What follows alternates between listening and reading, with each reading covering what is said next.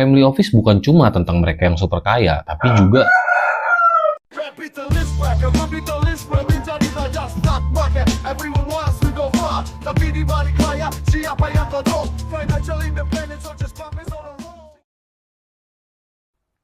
guys, pernah nggak sih kalian mikir kemana orang-orang super kaya di dunia ini nyimpan uang mereka? Maksud gue, mereka tuh kan punya duit banyak banget, ada yang miliaran, triliunan. Gak mungkin kan ditaruh di rekening biasa kayak lu.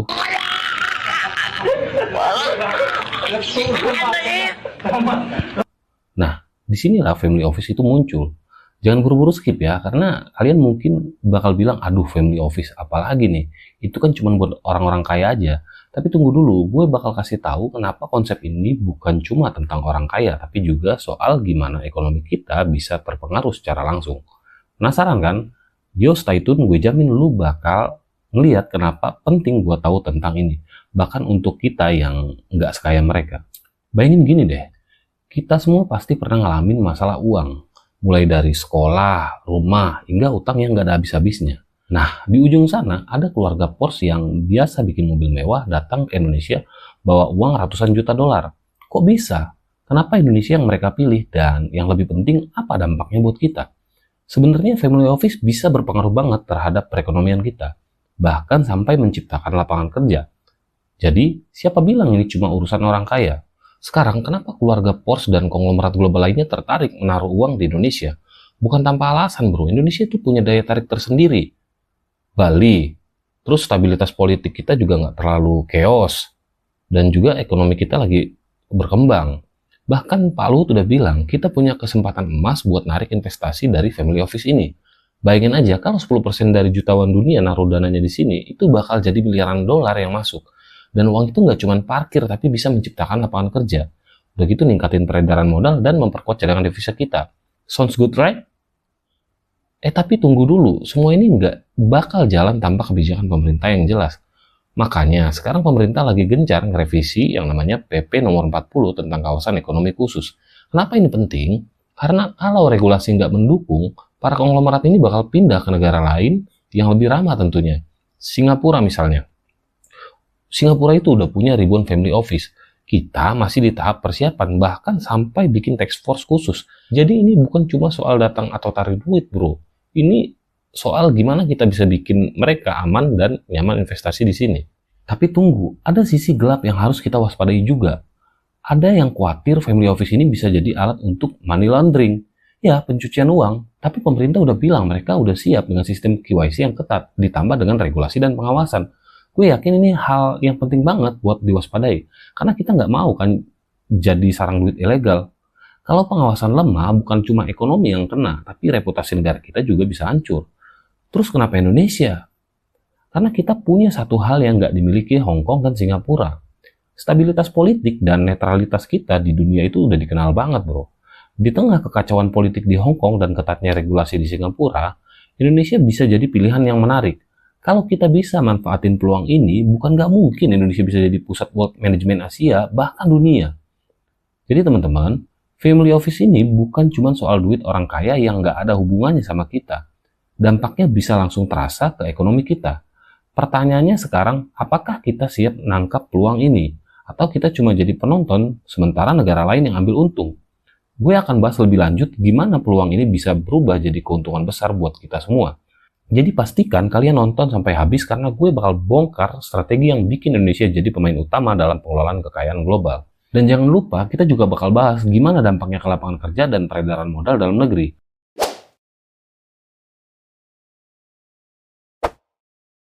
Coba bayangin ya, Indonesia sekarang mau jadi magnet buat konglomerat dunia yang naruh uang di family office. Salah satu yang tertarik itu ya keluarga Porsche tadi. Keluarga yang punya bisnis mobil mewah Porsche. Mereka bukan cuma suka jalan-jalan ke Bali buat nikmatin sunset, tapi juga suka dengan ide naruh duit di Indonesia. Wah, Bali bukan jadi lebih dari sekedar tempat healing. Siapa yang sangka kalau Sunset Kuta bisa jadi buat bantu ekonomi negara? Terus Bali itu bukan cuma surga buat turis, tapi buat duit juga. Konglomerat-konglomerat ini bisa santai sambil investasi. Pak Luhut bilang kalau keluarga Porsche suka banget sama Bali, dan mungkin ini bisa jadi strategi baru buat para investor. Lumayan ya, sambil tanam duit, sambil minum jus kelapa. Nah, kira-kira duit yang mereka taruh itu benar-benar buat investasi atau malah buat cuci uang? Tapi jangan salah, bukan cuma keluarga Porsche aja yang mau naruh uang di Indonesia. Ternyata ada 128.000 orang super kaya di dunia yang lagi nyari tempat buat parkir duit mereka. Cuman masalahnya, kalau mereka taruh duit di sini, kita dapat apa? Cadangan devisa naik. Iya mungkin, tapi masalahnya duit orang-orang ini cepet banget masuk keluar. Kayak orang yang mampir warung cuma buat beli es teh manis, abis itu cabut lagi ke Singapura. Yang bikin gregetan, family office ini berpotensi jadi tempat cuci uang. Kalau dilihat dari luar, kayaknya elegan. Duit konglomerat global datang, taruh Indonesia, dan kita happy karena devisa negara naik. Tapi masalahnya siapa yang bisa jamin ini nggak jadi tempat money laundering? Duit kotor dari segala penjuru dunia ngumpet di Bali, tapi tampilannya bersih kayak anak muda baru skincarean. Pak Luhut bilang sih sistem KYC di bank-bank Indonesia udah ketat. Tapi seketat apa sih? Ya semoga nggak cuma jadi pajangan doang. Lucunya, Singapura udah punya 1.500 family office dan mereka tetangga kita. Hong Kong punya 1.400 family office. Tapi Pak Luhut ini optimis banget. Indonesia bisa jadi alternatif karena kondisi ekonomi dan politik kita katanya stabil. Stabil. Tapi ya kita optimis aja. Siapa tahu kali ini beneran stabil. Mungkin mereka mau taruh duit di Indonesia bukan cuma karena sunsetnya, tapi karena kita punya kekuatan tersembunyi, chaos. Nah, kalau kita berhasil bikin family office ini berkembang di Indonesia, cadangan devisa kita pasti naik, PDB kita akan melonjak, dan lapangan kerja kita makin terbuka lebar. Tapi balik lagi, buat siapa? Buat yang ngerti cara main duit? Karena yang paling untung dari family office biasanya bukan kelas menengah ke bawah yang udah struggle dengan harga bahan-bahan pokok yang terus naik. Tapi tenang, kita tetap dapat bagian kok. Ya, palingan dapat pajak.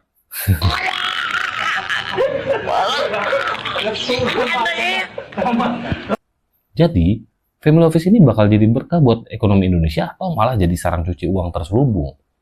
Kita tunggu aja sambil ngopi di pantai Bali. Lagian sunsetnya nggak pernah bohong kan cuy?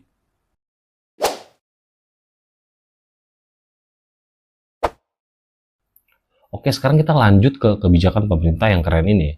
Untuk menarik para konglomerat dan uang-uang gede, pemerintah Indonesia udah bikin task force khusus. Gak main-main bro, ini kayak tim super yang bakal ngurusin family office. Udah kayak Avengers tapi untuk duit. Jadi jangan heran kalau tiba-tiba ada pengumuman Menteri Keuangan, siap menghadapi kekuatan gelap family office. Tapi nggak cuma bikin task force aja, pemerintah juga lagi ngerjain revisi peraturan pemerintah nomor 40 tahun 2021. Ini semacam undang-undang yang bakal diubah untuk memberi insentif dan kemudahan bagi family office.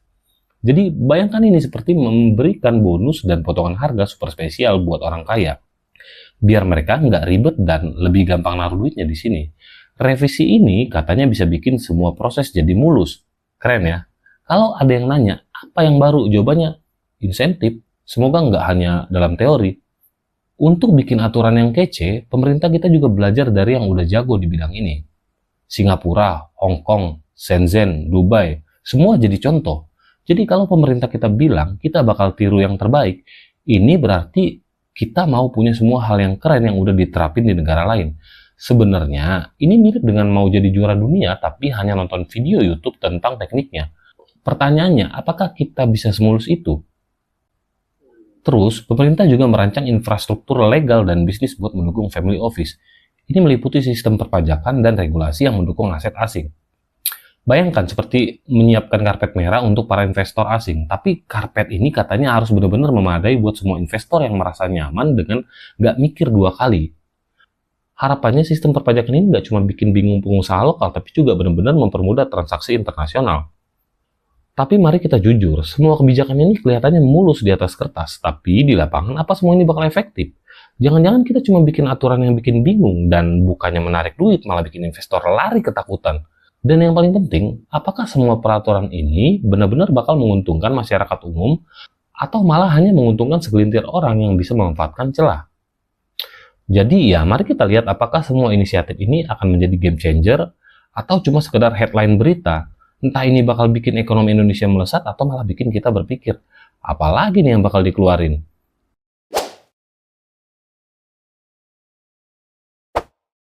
Sekarang kita bahas bagian yang nggak kalah serem dari family office ini, yaitu tentang risiko pencucian uang. Ini salah satu alasan kenapa banyak orang yang skeptis tentang keluarga kaya yang tiba-tiba pengen berinvestasi di Indonesia. Coba bayangin, family office ini bisa jadi tempat cuci uang internasional. Udah kayak laundry high-end yang cuma ada di mall-mall premium. Mungkin mereka bisa nyebut money laundry daripada money laundering. Soalnya prosesnya sama-sama bikin bersih, tapi hasilnya jelas berbeda. Untuk menghadapi kemungkinan ini, bank-bank di Indonesia katanya udah punya sistem yang namanya KYC yang ketat. Jadi, mereka ngumpulin data lengkap tentang siapa yang ngasih uang dan dari mana asalnya. Bayangkan aja, KYC ini kayak detektif pribadi yang terus ngikutin kamu. Tapi pertanyaannya, seberapa efektif sih detektif-detektif ini? Jangan-jangan mereka juga gampang tergoda oleh barang-barang mewah yang dipajang di depan mata. Terus, buat lebih mengawasi, pemerintah mau pakai sistem selektif dan regulasi ketat. Mereka pakai common law dan peraturan lainnya untuk menjaga aktivitas family office. Ini seperti menerapkan peraturan yang super ketat di klub eksklusif supaya semua orang kaya yang masuk tetap bisa dijaga. Tapi apakah semua aturan ini benar-benar bakal dijalani dengan ketat atau cuma jadi pajangan yang bisa dilanggar dengan mudah? Kita semua tahu kadang aturan ketat bisa jadi hanya formalitas. Terus pemerintah bilang bakal melakukan langkah proaktif untuk mengidentifikasi dan mengelola resiko. Jadi mereka akan terus memantau dan memastikan segala sesuatu berjalan sesuai dengan peraturan. Tapi mari kita jujur, kalau udah berurusan dengan uang besar, semua orang bisa jadi agak kreatif dalam mencari celah. Apakah pemerintah benar-benar siap menghadapi trik-trik canggih dari orang-orang yang berusaha memanfaatkan family office sebagai sarana pencucian uang? Jadi, keluarga Porsche dan konglomerat lainnya bisa aja membawa banyak uang ke Indonesia. Tapi apakah kita siap untuk menangani potensi masalahnya? Kita hanya bisa berharap sistem yang ada bekerja dengan baik, dan jangan sampai ada kejutan di kemudian hari. Sementara itu, kita terus pantau aja sambil menikmati kopi dan menunggu kabar baik dari pemerintah tentang perkembangan family office ini.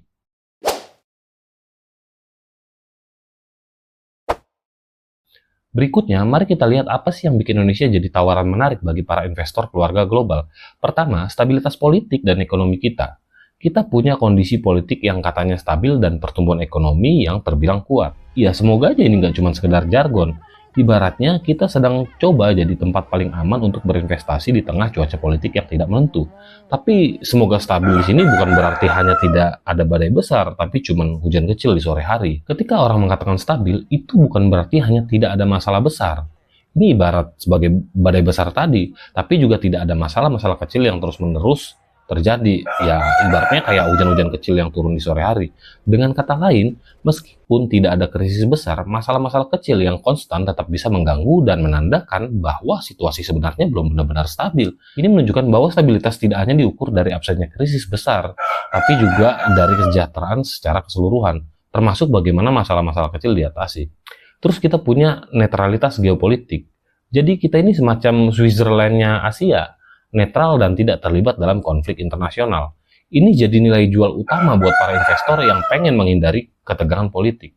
Bayangin aja, kalau Indonesia adalah riset internasional yang tenang dan damai di tengah lautan politik yang bergolak, keren kan?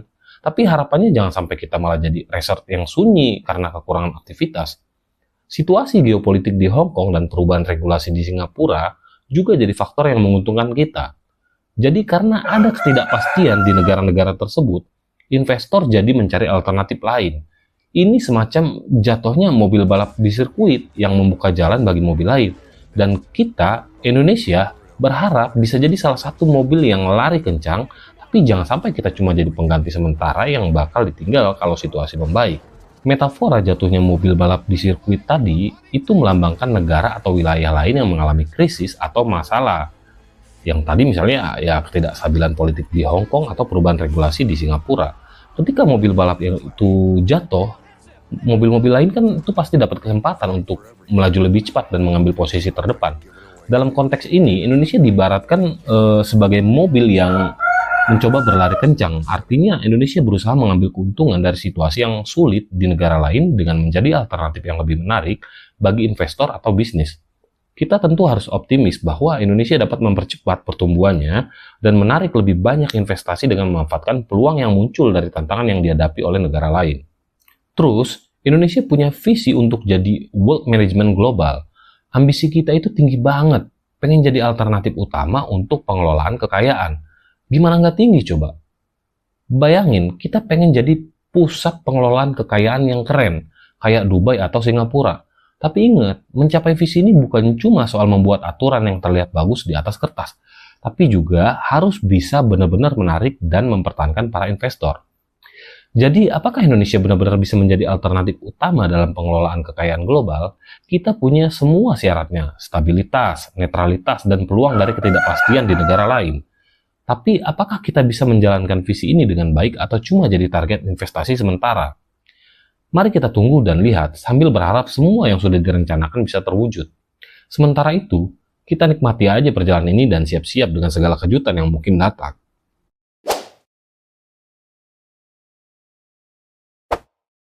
Sekarang kita bahas dampak positif dari investasi family office.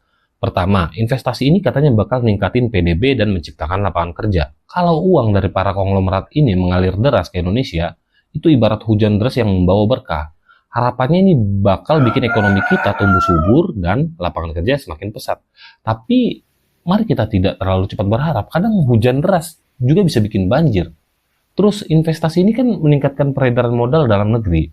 Ini berarti ada lebih banyak uang yang berputar di dalam negeri, bikin ekonomi domestik yang lebih aktif, seperti meningkatkan sirkulasi darah di tubuh ekonomi kita. Tentu ini bisa bikin semuanya lebih hidup dan bergerak. Tapi ingat, kita juga perlu memastikan sistemnya nggak malah bikin ekonomi kita jadi mirip dengan kota yang macet karena terlalu banyak uang yang berkeliaran tanpa arah. Investasi dari family office bakal memperkuat posisi Indonesia di pasar global. Ini seperti memberikan suntikan semangat ke profil internasional kita, bikin kita lebih diperhitungkan sebagai destinasi investasi. Tapi, apakah semua ini akan cukup untuk membuat kita berdiri tegak di panggung dunia atau cuma menjadi penghibur sementara dalam sorotan media internasional? Hanya waktu yang bisa menjawab. Jadi, dampak ekonomi dan sosial dari family office ini memang menawarkan banyak harapan. Tapi jangan terlalu cepat menganggap semua akan berjalan mulus. Kita harus siap dengan segala kemungkinan, baik yang positif maupun yang mengecewakan. Yang penting kita harus pantau dan berharap semua perencanaan ini bisa benar-benar menguntungkan kita semua. Jangan sampai akhir cerita kita malah nangis di pojokan.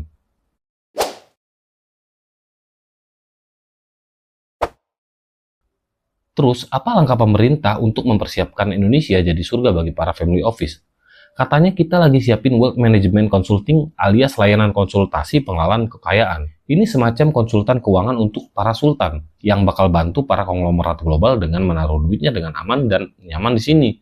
Lucu ya, saat kita semua mikirin cicilan, mereka malah butuh konsultan khusus buat ngatur kekayaan yang gitu banyak. Tapi nggak cukup sampai di situ, pemerintah juga mau ngembangin sektor jasa manajemen aset. Jadi, nanti kita akan punya lebih banyak perusahaan yang bisa bantu urus duit para konglomerat ini.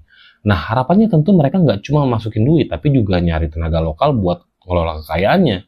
Ini kayak tiba-tiba semua orang berlomba-lomba jadi manajer investasi. Karena ya duitnya banyak kan, tapi kita juga harus hati-hati. Banyak orang atau entitas yang tiba-tiba tertarik menjadi manajer investasi karena tergiur oleh banyaknya uang.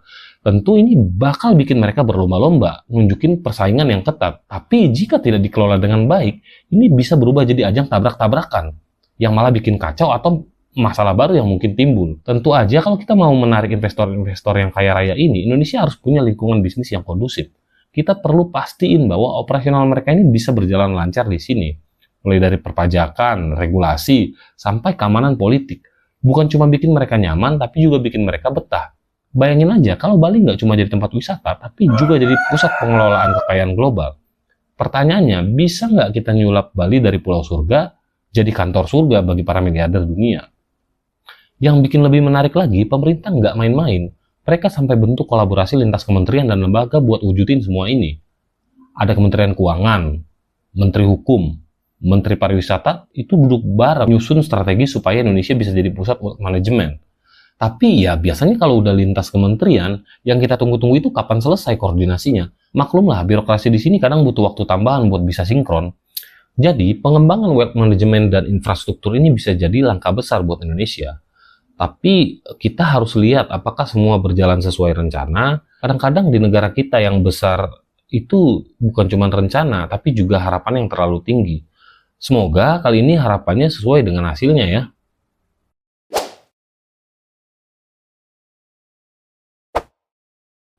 Tren global saat ini benar-benar gila. Dana kelolaan family office di seluruh dunia udah capai triliunan dolar.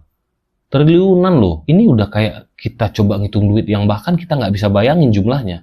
Nah pertanyaannya, kemana duit segunung itu bakal pergi? Apakah bakal mampir di Indonesia atau malah muter-muter di negara yang udah lebih siap? Karena kalau kita nggak siap, duit sebesar itu bisa melambai dan pergi gitu aja loh. Yang seru dari tren pengelolaan kekayaan ini adalah makin banyak aset yang diinvestasikan lintas negara. Jadi kalau dulu orang kaya cenderung simpan duitnya di negara asal, sekarang udah mulai ekspansi kemana-mana. Kayak liburan keliling dunia lah ibaratnya. Tapi ini duit yang jalan-jalan. Sekarang Indonesia lagi berlomba narik duit itu biar singgah sebentar di sini. Kita nggak pengen cuma jadi negara transit, tapi negara destinasi utama. Tapi sekali lagi, gimana caranya? Kalau regulasi kita aja masih ruwet dan nggak jelas, mereka bakal kabur ke negara lain yang lebih gampang urusannya. Ngomong-ngomong soal duit yang keliling dunia, wilayah Asia Pasifik lagi jadi sorotan nih. Asia sekarang jadi pabrik orang kaya baru. Di mana-mana dari Cina sampai India bahkan Indonesia, jutawan-jutawan baru mulai bermunculan udah kayak jamur di musim hujan. Jadi sekarang udah bukan zamannya orang barat aja yang super kaya. Orang Asia juga mulai ambil alih panggung. Nah, kalau kita bisa manfaatin tren ini, Indonesia bisa jadi pusat baru pengelolaan kekayaan di Asia. Tapi kalau nggak cepet, jangan-jangan kita cuma jadi penonton. Pertanyaannya sekarang, apakah kita siap menangkap tren ini? Atau kita bakal kalah bersaing sama negara-negara tetangga yang udah duluan bikin infrastruktur keren buat family office. Sementara kita ya kadang masih sibuk rapat lintas kementerian yang nggak selesai-selesai. Tren global ini peluang emas buat Indonesia, tapi kalau nggak siap ya jangan kaget kalau duit-duit besar ini bakal meluncur ke tempat lain. Di dunia menjadi cepat itu penting untuk menang, bukan sekedar cuman punya rencana besar.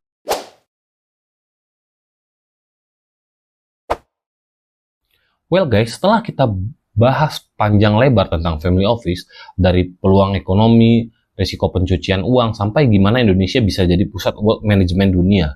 Kalian masih ngerasa topik ini cuma buat orang kaya? Gue rasa sekarang udah jelas banget. Kan family office bukan cuma tentang mereka yang super kaya, tapi juga soal bagaimana ekonomi kita dan kesempatan kita semua bisa ikut merasakan dampaknya. Family office bukan cuma tentang mereka yang super kaya, tapi juga soal bagaimana ekonomi kita dan kesempatan buat kita semua ikut merasakan dampaknya. Siapa tahu habis nonton ini lu tiba-tiba punya ide buat bikin family office sendiri. Ya minimal buka tabungan dulu. Karena semua ini soal perencanaan keuangan dan kita butuh itu. Mau kaya, mau biasa aja, nggak ada yang namanya nggak peduli sama duit kan. Tapi serius nih, gimana pendapat kalian soal potensi Indonesia jadi destinasi investasi family office? Apakah kalian optimis pemerintah bisa mengelola ini dengan baik? Atau kalian merasa kita masih jauh dari kata siap? Drop komentar kalian di bawah, gue pengen banget tahu pendapat kalian dan jangan lupa kasih like atau kalian merasa informasi ini membuka wawasan atau bahkan bikin kalian mikir ulang soal masa depan keuangan kita. Kalau kalian merasa video ini bermanfaat atau bahkan bisa jadi bahan diskusi di tongkrongan, bantu gue share video ini ke teman-teman kalian. Siapa tahu ada yang selama ini nggak peduli jadi sadar kalau topik ini tuh perlu diperhatikan. Plus, dengan kalian share, kita bisa sama-sama dorong diskusi lebih besar tentang masa depan ekonomi kita. Dan buat lu yang belum subscribe, apa lu nunggu family office lu sendiri dulu baru lu mau subscribe? Ayolah, subscribe sekarang. Karena di sini kita nggak cuma ngomongin ekonomi orang kaya, tapi juga gimana kita yang di level berbeda bisa ikutan paham dan siap ngadepin perubahan besar di dunia keuangan. Terima kasih udah nonton sampai habis, gue hargain banget waktu kalian. Sampai jumpa di video berikutnya. Dan ingat, keuangan bukan cuma soal orang lain, tapi soal kita semua. See you! Everyone wants to go far, tapi di balik layar siapa yang kontrol? Financial independence or just promise on a roll? Kapitalisme, kapitalisme menjadi raja stock market. Everyone wants to go far, tapi di balik layar siapa yang kontrol? Financial independence or just promise on a roll? Ayo terbang ke dunia kapitalisme, where money spins around, no time to miss. Pasar saham, tempat mimpi bisa jadi nyata. But if you fail, your wallet's crying, that's a drama. Beli rendah, jual tinggi, itu aturan main. Watch out for market swings, wild and insane. Kapitalis kejar untung tanpa akhir, while we just players in this economic game. Kapitalisme menjadi raja.